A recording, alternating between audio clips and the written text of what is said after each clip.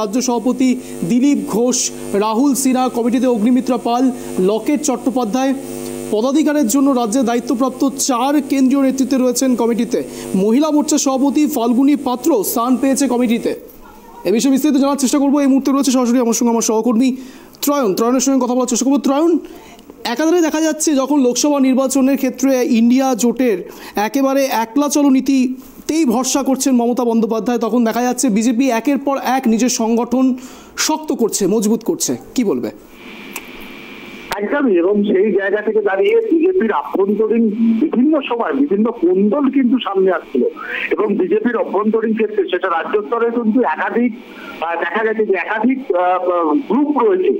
সেখানে দাঁড়িয়ে এই যে কমিটি তৈরি করা হয়েছে সেটা কিন্তু একটা ভারসাম্যের কমিটি তৈরি করা হয়েছে, এবং সেখানে দাঁড়িয়ে যেমন সুকান্ত মজুমদার তিনি দায়িত্বে রয়েছেন, এবং সেখানে দাঁড়িয়ে শুভেন্দু অধিকারী এবং দিলীপ ঘোষ। বারবার যেহেতু চর্চা এসেছে যে দিলীপ ঘোষকে হয়তো কোথাও একটা বাদ দেওয়া হচ্ছে বা দিলীপ ঘোষকে দলে সেরকম ধরনের গুরুত্ব দেওয়া হচ্ছে না, দিলীপ ঘোষ, রাহুল সিনহা তাদেরকে যেমন কমিটিতে রাখা হয়েছে।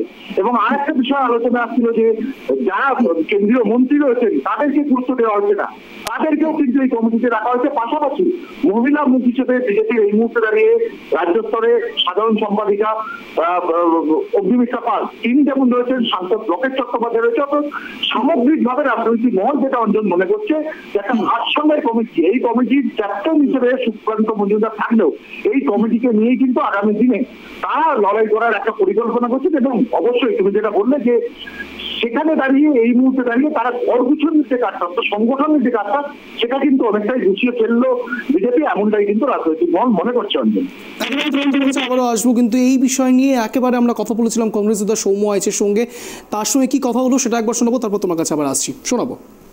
হ্যাঁ, পশ্চিমবঙ্গ প্রদেশে রাজনৈতিক দল তাদের রাজনৈতিক ক্রিয়াকাণ্ড করবেন এবং আগামী দিনে লোকসভা নির্বাচনে কিভাবে তারা করবেন সেটা তাদের বিষয়, সাংগঠনিক বিষয় নিয়ে আমাদের মন্তব্য করার কিছু নেই। তবে সামগ্রিকভাবে সর্বভারতীয় ক্ষেত্রে বিজেপির যে পারফরমেন্স অল ইন্ডিয়াতে, যে কার ভারতবর্ষের মানুষের কাছে যে প্রতিযোগিতামূলক ধর্মীয় মেরুকরণ এবং ভারতবর্ষের মানুষের যে ক্ষুধার ইন্ডেক্সে মানুষ আজকে যে পিছিয়ে পড়েছে, মানুষের অন্ন বস্ত্র বাসস্থানের সমস্যা, সেগুলোর প্রভাব পশ্চিমবঙ্গ পড়বে। তাহলে যতই কমিটি কমিটি করুন, পশ্চিমবঙ্গে বিজেপির আর সেরকম কোনো স্থান হবে বলে আমরা মনে করি না। হ্যাঁ, পশ্চিমবঙ্গ প্রদেশে রাজনৈতিক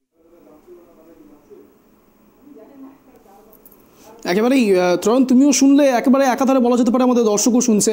সৌম্য আইচ একেবারে যা বক্তব্য রাখলেন যে বিজেপির মাটি যতই সংগঠনের দিক থেকে শক্ত করার চেষ্টা করুক না কেন, মানুষ তাকে রিজেক্ট করবে। আর অন্যধারে বারবার বিরোধী দলনেতা শুভেন্দু অধিকারী যেখানেই যান সেখানেই প্রচার করেন তৃণমূল কংগ্রেস অলরেডি টেস্টেড এবং রিজেক্টেড হওয়ার পথে, এবং অন্যদিকে বাম টেস্টেড অ্যান্ড রিজেক্টেড। কি বলবে?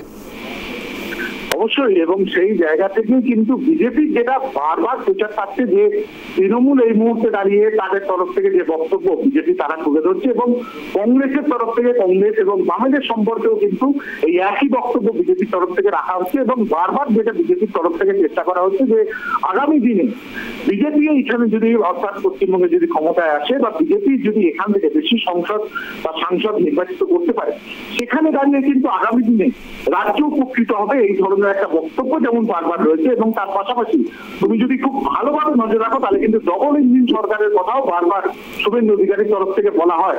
এবং এই সামগ্রিক প্রেক্ষাপটের উপর দাঁড়িয়ে তোমায় যেটা আমি বারবার বলছিলাম যে একটা সামঞ্জস্যের কমিটি, সেই কমিটি তৈরি করা, অর্থাৎ দলের ভেতরে আভ্যন্তরীণ যাতে কোনো কোন্দল 2024 নির্বাচনের আগে না আসে, সেই চেষ্টা বিজেপির তরফ থেকে করা হয়েছে বলে বিজেপি রাজনৈতিক দলের একাংশ মনে করা হচ্ছে।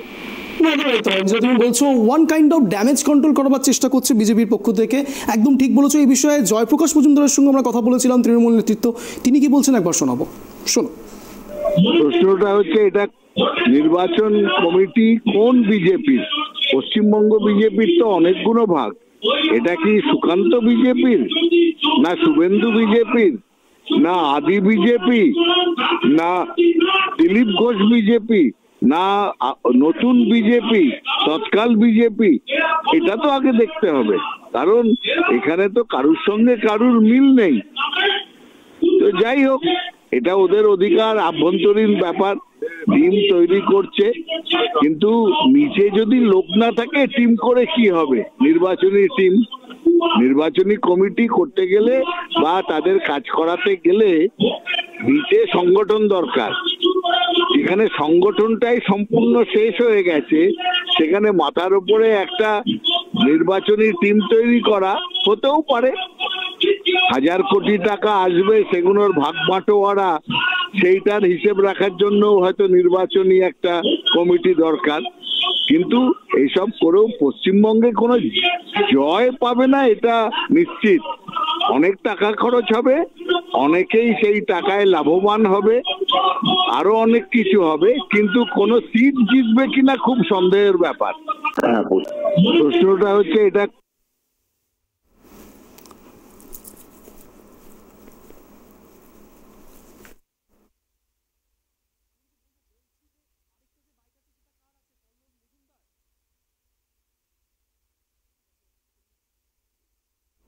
একেবারে বলা যেতে পারে জয়প্রকাশ মজুমদার বিস্ফোরক মন্তব্য করে বসলেন।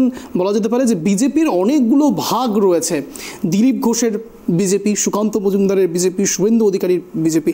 একেবারে বলা যেতে পারে ইন্টারেস্টিং ফ্যাক্টর তুলে ধরছেন। কি বলবে ত্রয়ন? এই কথাটাই কিন্তু আমরা যখন প্রথম এই বিষয় নিয়ে আলোচনা করছিলাম সেখানেই বলছিলাম যে বিজেপি দলের মধ্যে বিভিন্ন ধরনের কিন্তু গ্রুপ রয়েছে, সেই জায়গাগুলোকে কাটিয়ে ওঠা এবং বারবার তোমার আমি যেটাকে ইন্ডিকেট করার চেষ্টা করছিলাম যে সেই জায়গা থেকে সুকান্ত মজুমদার অধ্যাপক মানুষ তিনি যে কমিটি তৈরি করেছেন সেখানে কিন্তু একটা ভারসাম্য বজায় রাখার চেষ্টা করেছেন এবং সেই ভারসাম্যে কিন্তু দিলীপ ঘোষ, শুভেন্দু অধিকারী, লকেট চট্টোপাধ্যায়, রাহুল সিনহা তাদের সবাইকে নিয়ে কিন্তু একটা এমন কমিটি তৈরি করার চেষ্টা করেছেন এবং এদের যে ধরনের তারা কেন্দ্রীয় নির্দেশ পাবেন সেগুলোকেই যাতে নিচের তলায় ইমপ্লিমেন্ট করা যায় সেই চেষ্টাই করা হবে এবং সেখানে এই যে আলাদা আলাদা গ্রুপ সেটাকে যাতে একটা সংগঠিত জায়গায় নিয়ে আসা যায় সেই চেষ্টা করার একটা চেষ্টা করেছেন বলেই কিন্তু বিজেপির অভ্যন্তরে বা বিজেপির একাংশ তারা কিন্তু মনে করছে অন্য। একেবারে ধন্যবাদ তোমাকে ত্রয়ন এই বিষয়ে জানানোর জন্য। একেবারে যেই দিকে নজর রয়েছে আমাদের, আপনাদেরকে একটু সংক্ষেপে বোঝানোর চেষ্টা করব। লোকসভার সাংগঠনিক টিম তৈরি করে ফেললেন সুকান্ত মজুমদার। একেবারে বলা যেতে পারে কি কি সেই নাম, আমল দিচ্ছে না যদিও বা তৃণমূল এবং বামেনা, কি কি সেই নাম একবার আপনাদের সামনে তুলে ধরবো। ডক্টর সুকান্ত মজুমদার রয়েছেন সেই কমিটিতে এবং তার সাথে রয়েছেন শুভেন্দু অধিকারী, সুভাষ সরকার, নীতিশ কুমার প্রামাণিক, শান্তনু ঠাকুর এবং তার সাথে রয়েছে জন বার্লা, দিলীপ ঘোষ, রাহুল সিনহা, লকেট চ্যাটার্জি এবং আরও প্রমুখ। একেবারে লম্বা লিস্ট 15 জনের রয়েছে। জ্যোতির্ময় সিং মাহাতো, অগ্নিমিত্রা পাল রয়েছেন একেবারে আসানসোল দক্ষিণের। তার সাথে রয়েছেন দীপক বর্মন, জগন্নাথ চট্টোপাধ্যায় তিনিও রয়েছেন এখানে। একেবারে বলা যেতে পারে অমিতাভ চক্রবর্তী এবং সর্বশেষ যে নাম রয়েছে সেই নাম রয়েছে একেবারে সতীশ ধন্দ। একেবারে সবাই কিন্তু এই কমিটির মধ্যে রয়েছে। বিশেষত এই নামগুলো, যে নামগুলো আপনাদেরকে বললাম, মূলত যা বলছিল একেবারে আমার সহকর্মী ত্রয়ন যেটা বলছিল যে এক কথায় ড্যামেজ কন্ট্রোল করার চেষ্টা। মূলত বিগত কয়েকদিন ধরে বিজেপির মধ্যে যে গোষ্ঠীকন্দল বারবার করে প্রকাশ্যে আসছিল, মিডিয়া আনছিল, মিডিয়া কভারেজ করছিল, সেই গোষ্ঠীকন্দলকে একটা রূপরেখা দেওয়ার চেষ্টা এবং সেখানে স্পষ্টত তারা এটা বোঝানোর চেষ্টা করছে যে সবাইকে নিয়ে অ্যাকচুয়ালি কমিটি তৈরি করা হচ্ছে। নজর থাকবে আমাদের ট্রাইব টিভির।